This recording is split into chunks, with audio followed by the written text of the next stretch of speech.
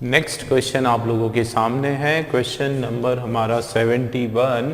दोस्तों ये भी आपका जो है एक फ्रेज है। क्या लिखा हुआ है फ्रेज में? Boil the ocean. Boil the ocean जो है, दिस इज योर फ्रेज। आप इसमें जो है हम देख लेते हैं क्या लिखा हुआ है। I expect you to do the job well but don't try to boil the ocean. अब दोस्तों इसका कोई इलाज नहीं, इसका कोई तरीका नहीं, कैसे करना है पता होना चाहिए, बस सीधी सी बात है, इसको पता होना चाहिए। कोई भी सही हो सकता है, गो बियॉन्ड रूल्स, है ना, इसमें कोई हिंट नहीं। टेक एक्स्ट्रा टाइम, कोई हिंट नहीं। वेस्ट टाइम, कोई हिंट नहीं। नीड हेल्प, ठीक है, बहुत क्लोज मीनिंग वाले होते हैं, आप तुक्का नहीं मार सकते हो। देखो दोस्तों, हाँ थोड़ा अगर मान लो हम लोग दिमाग लगाना चाहें तो कोशिश कर सकते हैं। चलो क्या हो सकता है, चलो I expect you to do the job well but don't try to. भाई मैं तुमसे उम्मीद करता हूं कि तुम ये जो काम है, ये जो जॉब है, ये अच्छे से करो, लेकिन क्या करने की कोशिश मत करो। क्या करने की कोशिश मत करो? बॉयल द ओशन, मतलब समुद्र में आग लगाने की कोशिश मत करो, समुद्र को उबालने की कोशिश मत करो। अब उसका मीनिंग क्या हो सकता है? गो बियॉन्ड रूल, मतलब नियम के विरुद्ध मत जाओ, ये भी हो सकता है। टेक एक्स्ट्रा टाइम, है ना, don't try to take extra time, ये भी हो सकता है ना, टेक ज्यादा टाइम मत लो। सब एक जैसा लग रहा है यार, बड़ा कंफ्यूजिंग है फ्रेज, हम तो बड़ा आसान समझते थे इसको। देखो वेस्ट टाइम, टाइम वेस्ट मत करो, ये भी हो सकता है। और नीड हेल्प, बॉयल द, ये चलो मान लो नहीं होगा, लेकिन तीन तो बिल्कुल क्लॉज हो गया। तो दोस्तों इसका कोई इलाज नहीं, इसका एक ही इलाज है। बॉयल द ओशन का मीनिंग होता है वेस्टिंग टाइम, ठीक है। क्या मीनिंग होता है? वेस्टिंग टाइम, टाइम वेस्ट करने के सेंस में इसका मीनिंग निकल के आता है। देखो बॉयल द ओशन सा कैसे हुआ, देखो मैं आपको बताता हूं। भाई समुद्र है ना, हम क्या करते हैं, बहुत सारे टाइम हम लोग गपशप लड़ाते हैं, दोस्तों से बात करते हैं, ठीक है, दिन भर इधर उधर भटकते हैं, पर उसका कुछ रिजल्ट आता है क्या? उसका कुछ परिवर्तन या उससे कुछ पैसे आते हैं क्या? उससे कोई कमाई होती है क्या? कोई पोटेंशियल होता है क्या? नहीं होता है। उसी प्रकार से यदि आप एक समुद्र को उठाओगे, ठीक है, समुद्र उठाओगे तो नहीं, एक समुद्र को जलाने की कोशिश करोगे, उसमें आग लगाओगे, तो क्या आप समुद्र को जला पाओगे? अच्छा, आप कितनी भी उसमें कोशिश करो, सब वेस्ट है। मतलब एक तरह से ऐसा काम मत करो कि आप, वो बोलते हैं ना हिंदी में, दिन भर चले और 2.5 कोस, दिन भर आप चल रहे हो और रिजल्ट कुछ नहीं आ रहा है। तो समुद्र को चाहे कितना भी आप बॉईल कर दो, वो बॉईल होगा क्या? नहीं होगा। अंत में क्या होगा? आपका सारा का सारा टाइम वेस्ट हो जाएगा। तो उस तरीके से थोड़ा सा ये, उस सेंस से आप थोड़ा समझ सकते हो, है ना। हालांकि दोस्तों मैं आपको यही रिकमेंड करूंगा, याद कर लो यार, इतना तो इजी है, याद रख लो इसको, क्या दिक्कत है इसमें, है ना। बॉयल द ओशन का मतलब होता है वेस्टिंग टाइम, ठीक है। तो क्या हो रहा है यहाँ पे कि I expect you to do the job well, मैं उम्मीद करता हूं, मैं तुमसे आशा करता हूं कि तुम ये जो जॉब है ये अच्छे से करो, लेकिन अपना टाइम जो है वो वेस्ट नहीं करना है, समुद्र को बॉयल नहीं करना है, ठीक है ना। I expect you to prepare properly for your SBI clerk assistant but don't boil the time, don't boil the ocean by just sitting with friends, बस दोस्तों के साथ बैठे हुए और ओशंस को जलाने में लगे हो, मतलब टाइम वेस्ट कर रहे हो, ठीक है। क्लियर है दोस्तों? चलिए नेक्स्ट क्वेश्चन है हमारा, है ना, ये हमारा फ्रेजल वर्ब का क्वेश्चन हमने ले लिया, है ना। एक क्वेश्चन हमने फ्रेज का ले लिया, एक हमने आपका फ्रेजल वर्ब का क्वेश्चन ले लिया। चलिए देख लेते हैं।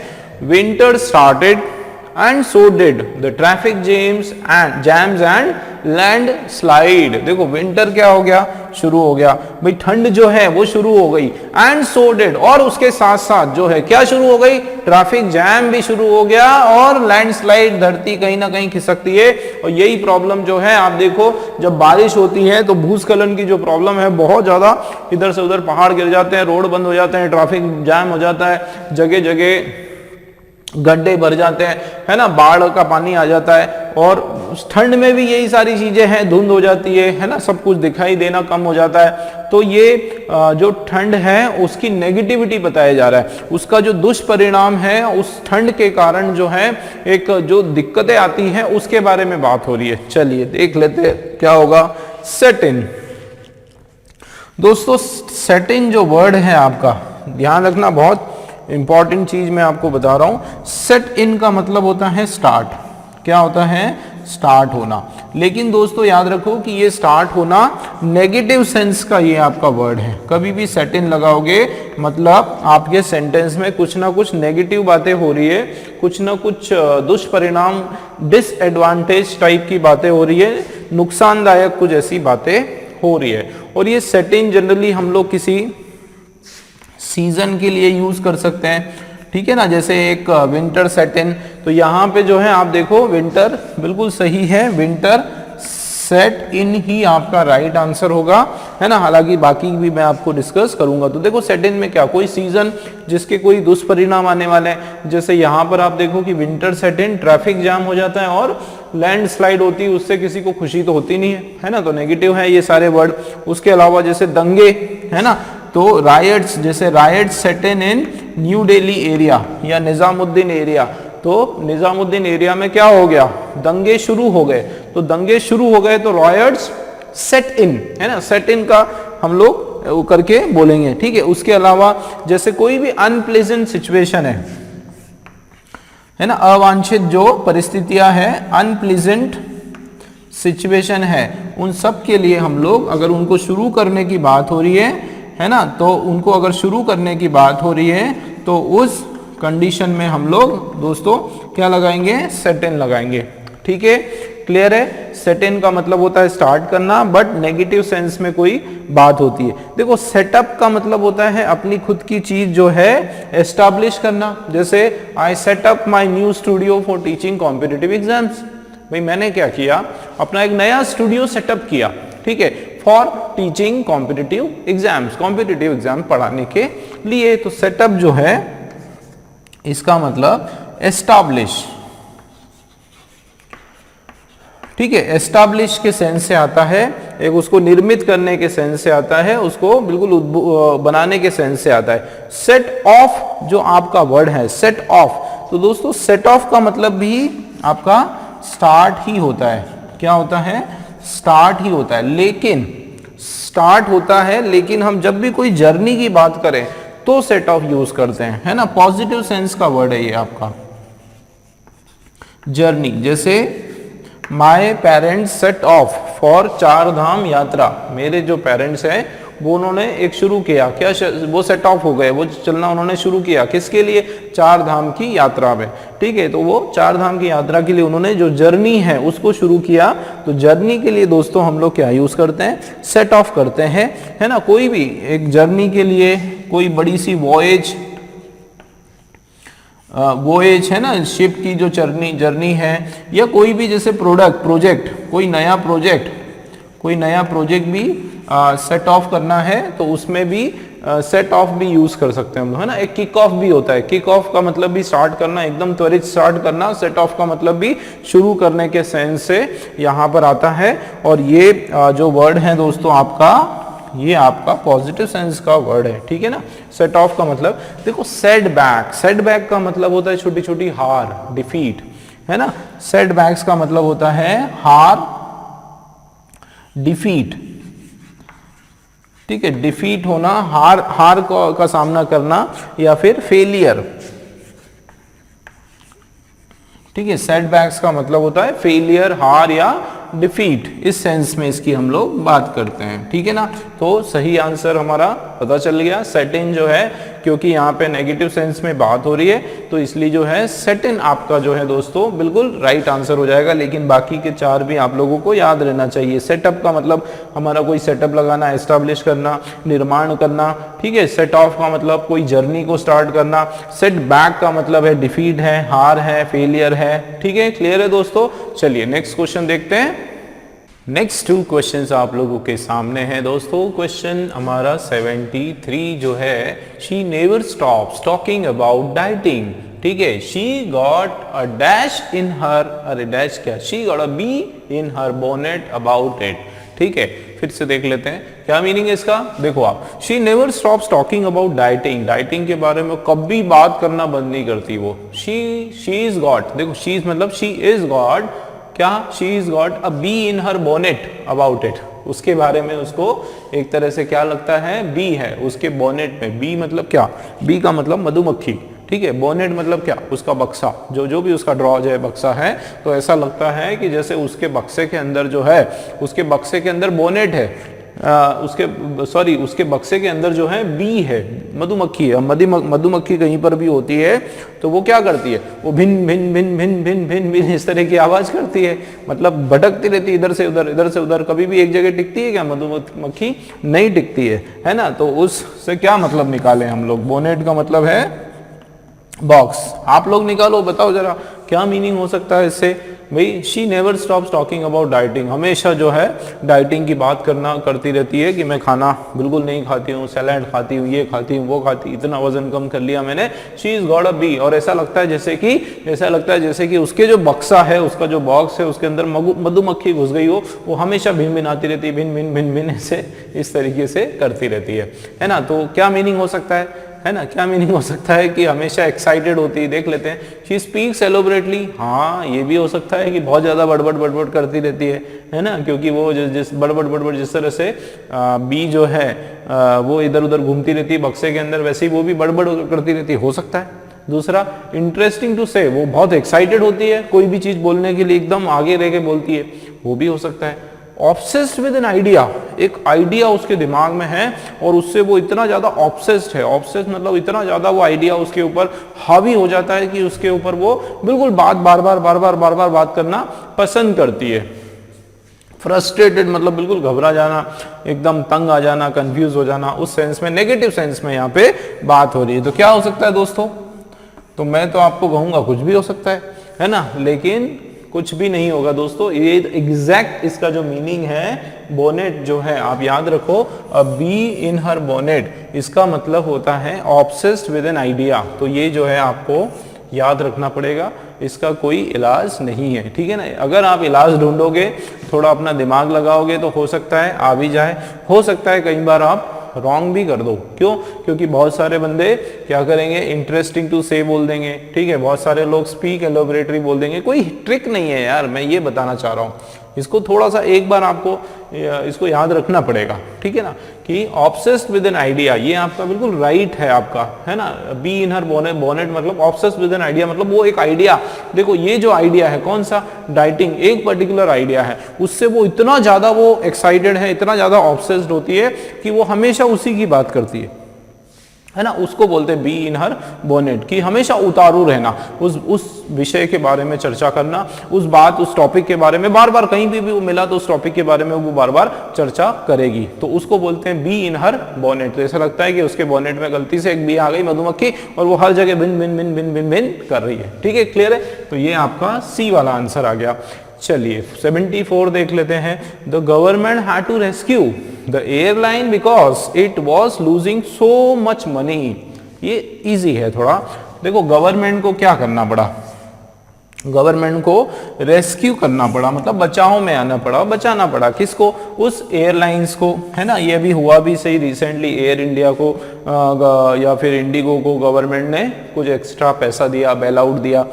बेल आउट है ना, रेस्क्यू मतलब एक सुना होगा आपने, बेल आउट बहुत कॉमन वर्ड है ना। रेस्क्यू, बेल आउट देना, ये बैंकिंग से रिलेटेड, फाइनेंशियली एड या फाइनेंशियली किसी को पैसा देने से रिलेटेड होता है ना। बेल आउट करना, उसको निपटारा करना, उसको एक्स्ट्रा पैसे दे देना, उसको कर्ज से मुक्त करना, वो आपका सेंस में आता है। तो rescue airline because it was losing so much money, बहुत सारा पैसा उसका लॉस हो रहा था।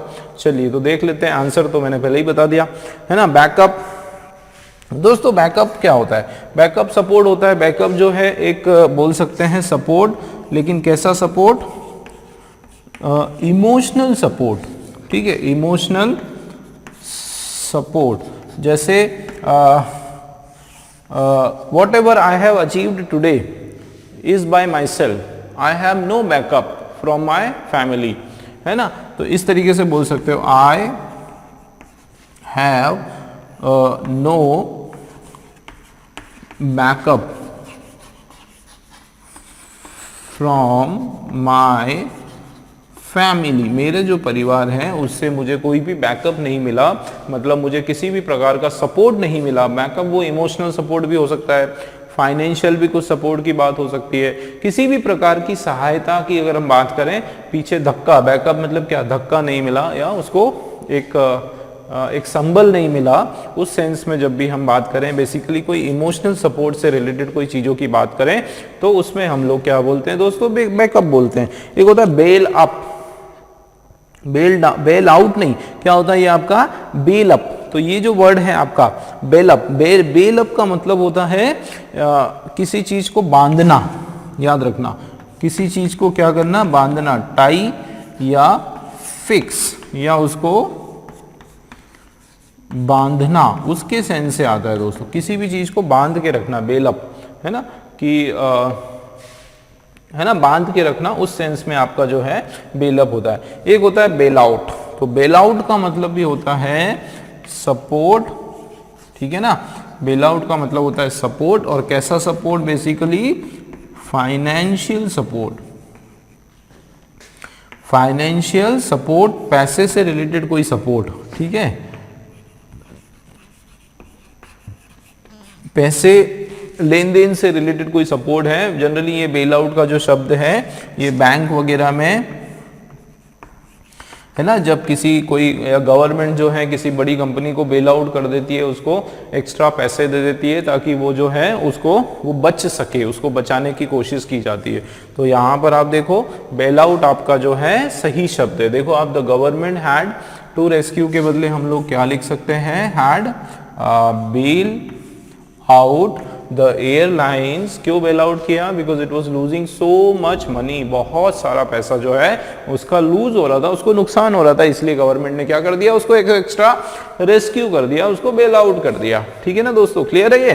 फिर होता है अबाइड बाय, तो अबाइड बाय का मतलब होता है फॉलो, है ना, तो ये एक नया अलग वर्ड है। अबाइड बाय का मतलब होता है नियम जो है उससे, फॉलो द रूल्स, फॉलो करना, उसका पालन करना, पालन करने के सेंस से जो है आपका अबाइड बाय का मीनिंग आता है। तो ये तो अलग ही हो गया, ठीक है ना, पालन करना। चलिए क्लियर हुआ। देखो 4 हमने वापस से फ्रेजल वर्ब्स करे, ठीक है, और आंसर हमको बेल आउट हमारा पता चल गया। नेक्स्ट क्वेश्चन देख ले। चलिए प्रस्तुत है नेक्स्ट क्वेश्चंस आपके सामने। 75 वाला ये जो क्वेश्चन है दोस्तों, क्या है हमारा, देखो येलो वैली लिखा हुआ है भाई। येलो वैली जो है वापस आपका एक फ्रेज है, एक आपका मुहावरा है, ठीक है, मुहावरा है ये आपका, क्या है, फ्रेज है। और इसका मीनिंग जिन बच्चों को नहीं पता वो आंसर रॉन्ग करके आएंगे, ठीक है, क्योंकि तुक्के तो जो है मुहावरों में नहीं चलता है, ठीक है, तो एक बार पढ़ना तो पड़ेगा। चलिए देख लेते हैं। तो politician supported his view on war and proved that he was no another yellow valley. अब देखो क्या मीनिंग है कि पॉलिटिशियन जो है, जो नेता है, जो नेताजी हैं, उन्होंने क्या करा, सपोर्टेड हिज व्यू, कि उन्होंने अपना जो भी उन्होंने एक वक्तव्य दिया था उसको उन्होंने सपोर्ट किया, उसका उन्होंने पक्ष लिया ऑन वॉर। अच्छा, किस पे दिया था, वॉर पे। तो उन्होंने जो अपना पक्ष दिया था किस पे, उन्होंने अपना पक्ष दिया था वॉर पे, युद्ध पे। एंड प्रूव्ड दैट, और ये बात साबित की, ठीक है ना, ये बात साबित की, क्या बात साबित की, that he was no another yellow valley, वो एक दूसरा जो है पीला वाला बेली, पेट, बेली मतलब पेट या तोंद है, नहीं है, ठीक है, येलो बेली नहीं है। अब ये तोंद नहीं है, ये तो कुछ गड़बड़ हो रहा है। तो वर्ड अलग है दोस्तों, लेकिन मीनिंग कुछ और ही है। तो किसकी बात कर रहा है, वो कमजोर नहीं है ना। देखो पॉलिटिशियन ने क्या करा, अपना एक जो अपना वक्तव्य था या जो अपनी जो सोच थी, ख्याल थे वॉर के ऊपर, वो सपोर्ट किया, और उसने इस बात को साबित भी किया कि he was no another yellow valley, मतलब वो दूसरा कोई नहीं है। तो अब क्या नहीं है देख लेते हैं, वो दूसरा कोई बहादुर नहीं है, he was no another बहादुर। चलिए बहादुर तो यहाँ पे मान लो नहीं होगा, क्यों, क्योंकि ये जो वर्ड है आपका येलो वैली, एक चीज तो समझ में आ रही है इस पैराग्राफ को इस सेंटेंस को पढ़ने के बाद, ये तो समझ में आ रहा है कि ये नेगेटिव सेंस का कोई शब्द है, ठीक है ना, ये नकारात्मक कोई शब्द है आपका, नेगेटिव सेंस का कोई वर्ड है। क्यों, क्योंकि पॉलिटिशियन ने एक तो सपोर्ट करा वॉर पर, उसने बोला कि भैया, उसने प्रूव किया इस चीज को कि मैं जो है कोई भी येलो वैली नहीं हूं, मतलब डरपोक नहीं हूं, इस तरह से कोई बात हो रही है ना। तो एक चीज तो है कि नेगेटिव सेंस का, तो ब्रेव मतलब बहादुर, है ना, पॉजिटिव सेंस, तो ये तो नहीं आएगा। चलिए इतना तो कर्म कर दिया, हम पर रहम कर दिया नेगेटिव सेंस का पता चल गया, तो ये नहीं आएगा, ब्रेव नहीं आएगा। फिजिकली इल नेगेटिव है, कमजोर नेगेटिव है। अब क्या करोगे दया, ये कावर्डली, ये भी आपका नेगेटिव, तीन तीन नेगेटिव फंस गए। तो वीक का मतलब होता है, देखो वीक का मतलब जम रहा है क्या, यहाँ पे युद्ध की बात हो रही है, war, and that he was no another week, वो दूसरा कोई कमजोर नहीं है, तो ये भी नेगेटिव है, पर चलो नहीं जम रहा है। वो फिजिकली इल नहीं है, बीमार नहीं है, वो एकदम शारीरिक तौर पे जो है वो कोई बीमार नहीं है, तो यहाँ पे किसी बीमारी की बात तो हो नहीं रही है, तो युद्ध वाली बात हो रही है, ये तो रणभूमि की बात हो रही है। तो रणभूमि में तो क्या होता है, दो लोग ही होते हैं रणभूमि में, या तो बहादुर होते हैं या फिर डरपोक होते हैं। तो यहाँ तो नेगेटिव चाहिए था, तो हमको कावर्डली का चांसेस ज्यादा है ना, कावर्डली के चांसेस हमारे ज्यादा है, वीक के चांसेस कम है। लेकिन चांसेस से काम नहीं होता है, कंफर्मेशन भी होना चाहिए।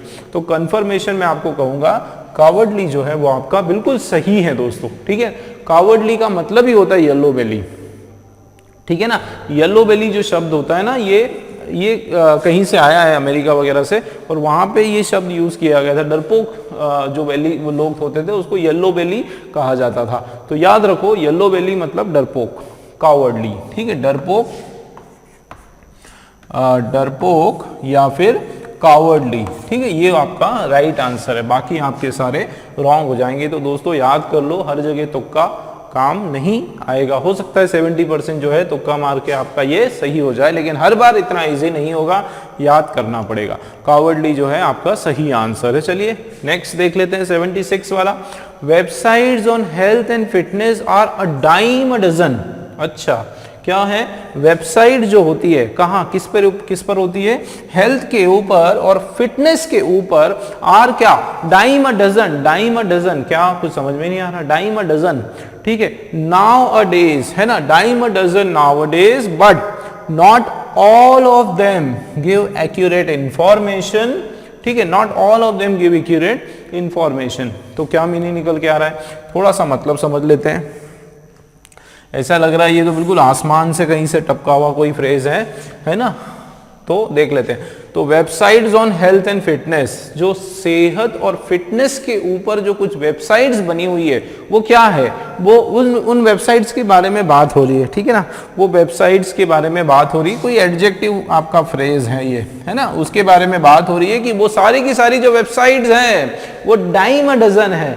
अब नहीं पता क्या है, ठीक है, डाइम अ डजन है नाउअडेज, आजकल क्या है, डाइम अ डजन है, ठीक है, nowadays, but not all of them give accurate information. लेकिन उनमें से बहुत सारी, काफी सारी जो है वो एकदम सटीक जानकारी नहीं देती है।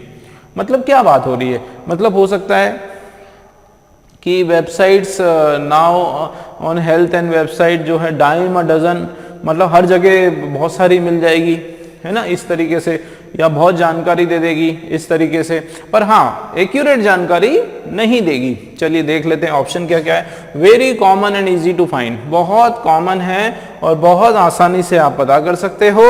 Very important and having great value, तो अगर मैं बोलता कि इसमें थोड़ा बहुत आपको हेल्प मिल सकती है, ठीक है। मान लो इसको ए को छोड़ देते हैं, बी देखते हैं। Very important and having great values, तो वेबसाइट जो है हेल्थ और फिटनेस के ऊपर वो बहुत इंपॉर्टेंट होती है, देखो वेरी इंपॉर्टेंट होती है, और ग्रेट वैल्यूज है, मतलब देखो कोई बहुत ज्यादा वेरी इंपॉर्टेंट है और ग्रेट वैल्यूज है nowadays, but not all of them give accurate information. अब बहुत सारे बच्चे बोलोगे सर हो भी सकता है कि बहुत ग्रेट है, इंपॉर्टेंट है, लेकिन सबकी सब ग्रेट थोड़ी होगी, तो ये भी हो सकता है। कंफ्यूज हो गए भैया, सी देख लेते हैं। न्यू एंड हार्डली फाउंड, अच्छा, तो websites on health and fitness are new and hard, हाँ ये नहीं होगा, क्यों नहीं होगा, क्योंकि देखो हार्डली के बराबर का मतलब होता है ना, नेगेटिव शब्द है ना। हार्डली का मतलब होता है आपका ना के बराबर, ठीक है, ना के बराबर। एक चीज देखो आप, यहाँ क्या लगा हुआ है आपका बट। दोस्तों आपको ये पता होना चाहिए कि बट के इधर वाला जो सेंटेंस अपोजिट सेंस का होगा इधर वाले के, ठीक है, दोनों साइड जो है बट का काम ही यही होता है ना। ये जो आपका बट है ना, या फिर आपका जो यट है, ठीक है, बट और यट, ये दोनों क्या करते हैं, अगर इधर आपका सेंटेंस पॉजिटिव है तो इधर नेगेटिव कर देंगे, ठीक है, और अगर इधर नेगेटिव है तो यहाँ पे पॉजिटिव कर देंगे। तो देखो क्या लिखा हुआ है, मान लो वो समझ में नहीं आ रहा, ये देखो not all of them give accurate information, सबकी सब जो है एक्यूरेट इन्फॉर्मेशन नहीं दे पाती है। मतलब इधर वाला आपका जो सेंटेंस है दोस्तों ये नेगेटिव सेंस का है, तो जाहिर की सी बात है कि ऊपर वाला जो सेंटेंस होगा आपका वो कौन से सेंस में होगा, वो पॉजिटिव सेंस में होगा, ठीक है ना, वो कौन से सेंस में होगा हमारा, पॉजिटिव सेंस में। तो ये तो समझ में आ रहा है कि ये सेंटेंस जो है पॉजिटिव सेंस में है। तो यहाँ क्या लिखा है, न्यू नहीं है, चलो, और हार्डली फाउंड मुश्किल से मिलती है, तो ये तो नेगेटिव बात हो गई, तो ये तो नहीं होगा, चलो भैया सी तो नहीं होगा। आगे देख लेते हैं, informative and costing too much. देखो एक तो जानकारी तो दे रही है पर बहुत ज्यादा महंगा है। अब ये नेगेटिव पॉजिटिव में नहीं आता है ना भाई, बहुत जो महंगा है जरूरी थोड़ी कि हर बार खराब है भाई, इंफॉर्मेटिव भी तो बोल रहा है ना, तो ये भी हो सकता है।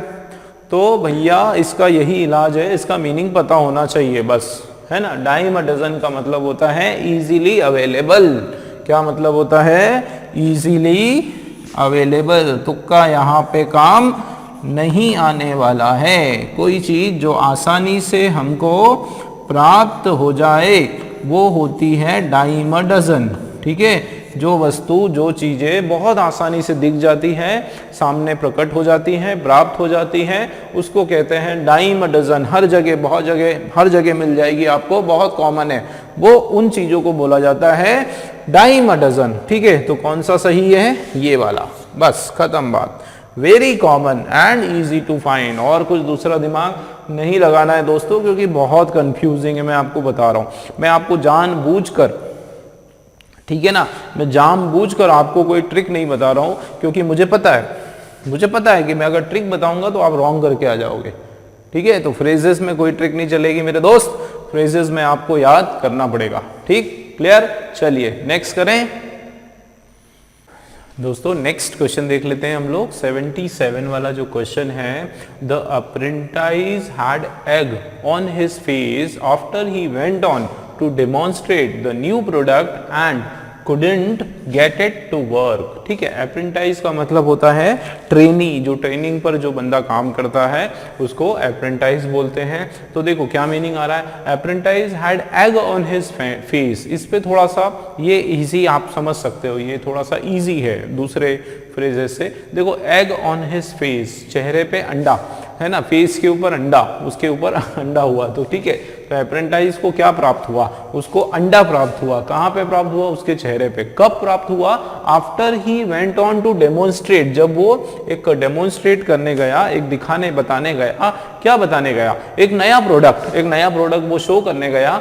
And couldn't get it to work, और couldn't get it to work का मतलब होता है उसको निभा नहीं पाया, उसको ठीक से दिखा नहीं पाया। उस गेट इट का ये आपका जो दोस्तों, ये वापस से आपका गेट वर्क जो है, गेट वर्क का मतलब होता है उसको शो करना। गेट वर्क का मतलब होता है, ये देखो, गेट इट वर्क, इसका मतलब है टू प्रेजेंट, है ना, टू प्रेजेंट या टू शो। तो यहाँ पर क्या बात हो रही है कि वो क्या हुआ कि उस जो नया ट्रेनी था, जो नया बंदा अपॉइंट हुआ था, वो उसको एग प्राप्त हुआ, उसको एग मिला, उसके चेहरे पे अंडा पड़ गया, ठीक है। कैसे पड़ गया, आफ्टर ही वेंट, जैसे ही वो गया, वो प्रेजेंट करने गया, नए प्रोडक्ट को दिखाने गया, और बाद में वो ठीक से जो है उसको प्रेजेंट नहीं कर पाया, है ना। तो वो लोगों ने उसको अंडा मार दिया। अंडा कब मारते हैं दोस्तों, ये बहुत कॉमन चीज है, टमाटर फेंक के मारते हैं। कोई पॉलिटिशियन बहुत दिनों बाद आता है उनके एरिया में, तो उनके खिलाफ नारे लगाए जाते हैं, उनकी इंसल्ट की जाती है, और कई बार तो चप्पलें फेंकी जाती है, बॉटल्स फेंकी जाती है। अक्सर मैच में ऐसा होता है, कोई टीम अच्छे से नहीं खेल पाती तो लोग बॉटल फेंकते हैं, कुछ लोग अंडे फेंकते हैं, कुछ लोग टमाटर फेंकते हैं। तो ये वहीं से ये शब्द आया है, और इसका मतलब क्या होता है, बहुत इंसल्ट करना, है ना, बहुत ही ज्यादा मारना पीटना नहीं, इंसल्ट करना। बेसिकली इंक फेंक देते हैं कुछ लोग, स्याही फेंक देते हैं ना किसी के ऊपर, तो ये देखो, the apprentice had egg on his face, इसका मतलब है उसके ऊपर अंडा पड़ा, इसका मतलब उसको बहुत ही ज्यादा इंसल्ट का सामना करना पड़ा। ठीक है, इंसल्टिंग के सेंस में इसका मीनिंग हमारा निकल के आ रहा है। तो एग ऑन हिज फेस का मतलब होता है इंसल्ट। ठीक है, इंसल्टिंग। चलिए, तो ये तो पर्टिकुलर वाला जो है आपका इजी था दोस्तों, लेकिन हर जगह जो है इतना आसान नहीं होता है। ये मुहावरा आपका सरल था। चलो, क्या लिखा? अच्छा, तो एक चीज तो समझ में आ गई कि एग ऑन हिज फेस आपका जो है ये नेगेटिव सेंस का है। ठीक है ना, अगर मान लो किसी को नहीं पता है कि क्या इंसल्ट के जैसे ही है ना, समझ में ही आ रहा है। एग अंडा आया तो अंडा, तो चेहरे पे अंडा पड़ना मतलब इंसल्ट होना, तो नेगेटिव सेंस में है। तो देखो, ये आपका फुल ऑफ पैशन, इंथुजियाज्म, खुद एनर्जी, एकदम पॉजिटिव, ये तो होगा नहीं, है ना, ये पॉजिटिव सेंस का है, ये नहीं होगा। फिर क्या है? नर्वस और एक्साइटेड, तो थोड़ा सा घबराहट भी हो रही है, लेकिन थोड़ा गुस्सा होना, एक्साइटेड मतलब यहाँ पे गुस्सा होने के सेंस में, तो ये भी आपका नहीं होगा। एम्बेरसमेंट दोस्तों, ये है एम्बेरसमेंट। एम्बेरसमेंट जो है इसका मतलब होता है फीलिंग इंसल्ट, है ना, फीलिंग इंसल्टेड, फीलिंग इंसल्टेड। देखो कितने होशियार हैं ये, है ना, खास करके इस तरह के क्वेश्चन जो है आपके एसबीआई आरबीआई में भरे पड़े में बहुत क्वेश्चंस आते हैं। कितने होशियार हैं, उनको पता है कि बच्चा समझ जाएगा कि इसका मतलब जो है इंसल्ट होता है, इसलिए उन्होंने इंसल्ट शब्द को डायरेक्ट ना देते हुए उसका एक दूसरा सिनोनिम दे दिया, है ना। क्या दे दिया? सिनोनिम दे दिया, एम्बेरसमेंट वर्ड दे दिया। एम्बेरसमेंट का मतलब ही यही होता है, इंसल्ट फील करना, ग्लैनी होना, है ना, एक बहुत ही ऑकवर्ड कंडीशन फील होना, बहुत ही बुरा प्राप्त लगना, बहुत बुरा व्यवहार होना अपने साथ, ये सब सेंस में इसका मीनिंग आ रहा है। तो देखो, जानबूझ के उन्होंने एक नया शब्द दे दिया हमको, लेकिन आंसर ये रहना है। ठीक है, कंफ्यूज नहीं होगा। ठीक है, क्लियर है? इस तरीके से क्वेश्चंस आते हैं दोस्तों। चलिए नेक्स्ट क्वेश्चन देख लेते हैं, 78 वाला। I made no bones about it and directly told him his offer was unacceptable. चलिए ये देख लेते हैं। I made no bones about it and directly told him that his offer was unacceptable. मैंने जो है, मैंने कोई भी हड्डियां नहीं बनाई इसके बारे में, है ना। अब नो बोन्स अबाउट इट, ये भी आपकी एक कहावत है। ठीक है, अब ये क्या कहावत है देख लेते हैं। मैंने इसकी कोई भी हड्डियां नहीं बनाई और डायरेक्टली उसको कह दिया, डायरेक्टली उसको क्या कह दिया कि ये जो आपका ऑफर है ये अस्वीकार्य है, मैं इसको स्वीकार नहीं करता हूं। तो क्या मीनिंग निकल के आ रहा है? थोड़ा सा अगर आप मेहनत करोगे इस सेंटेंस पे तो आप समझ जाओगे कि मैंने जो है कोई हड्डी नहीं बनाई, मतलब मैंने कोई घुमाया फिराया नहीं, है ना। क्या मीनिंग हो रहा है? मैंने कोई घुमा फिरा के नहीं बोला, मैंने तो सीधा सीधा उसको मुंह पे उसको जवाब दे दिया कि आपका ये जो ऑफर है ना सर, ये मैं उसको एक्सेप्ट नहीं करता हूँ, ये मेरे लिए नामंजूर है। तो मतलब एकदम डायरेक्ट जवाब दे दिया, है ना। तो नो बोन्स का क्या मतलब है? पोलाइट तो नहीं था ये। ठीक है, ब्लंट का मतलब होता है बिल्कुल मुंहफट। क्या होता है? मुंहफट मतलब एक बहुत बुरी तरीके से उसको ललकारते हुए बोल देना, एकदम चलो हटो, नहीं चाहिए तुम्हारा प्रोडक्ट, है ना। मतलब बहुत ही ज्यादा क्रूर, बहुत ऑकवर्ड तरीके से, बहुत ही रफ तरीके से बोलना, रूड तरीके से बोलना। तो इतने रूडनेस दिख रहा है कि I made no bones about it and directly told, directly उसको बोल दिया, उसको मुंह पे एकदम जवाब दे देना गुस्से से। तो ऐसा भी नहीं, इतना गुस्से में भी नहीं बोला, है ना। ऑफर ही तो उसने ठुकराया, तो कोई एकदम वो तरीके से नहीं बोला, है ना। तो मुंहफट या ब्लंट वो भी लग नहीं रहा है। Have strong opinion, I made no bones, तो एक अपनी स्ट्रॉन्ग ओपिनियन रखना, अपनी एक अपनी खुद का एक राय रखना, वो सेंस में, है ना। तो यहाँ जाके आपको हो जाओगे आप क्या? कंफ्यूज, है ना, कि ये स्ट्रॉन्ग ओपिनियन रखें कि विदाउट हेजिटेशन। तो दोस्तों मोस्ट एक्यूरेट आंसर आपका ये होगा। क्या होगा? विदाउट हेजिटेशन, बिना किसी झिझक के। ठीक है, सीधा सीधा मैंने क्या किया? Without, I made no bones, मैंने उसकी कोई हड्डियां नहीं बनाई, मतलब उसका कोई बहाना नहीं बनाया, उसका कोई कारण नहीं बताया, और मैं डरा भी नहीं। ठीक है, मैंने क्या किया? सीधा बिना किसी झिझक के, बिना हेजिटेशन के मैंने उनको डायरेक्टली कह दिया कि इनका जो ऑफर है सर, आपका जो ऑफर है वो मुझे मंजूर नहीं है। ठीक है, तो स्ट्रॉन्ग ओपिनियन की भी यहाँ पे बात नहीं हो रही है, किसी प्रकार के रूडनेस की यहाँ पे बात नहीं हो रही, सीधा आपका विदाउट हेजिटेशन, हेजिटेशन के सेंस में यहाँ पे बात हो रही है। ठीक है दोस्तों, क्लियर है? चलिए नेक्स्ट क्वेश्चन देखते हैं।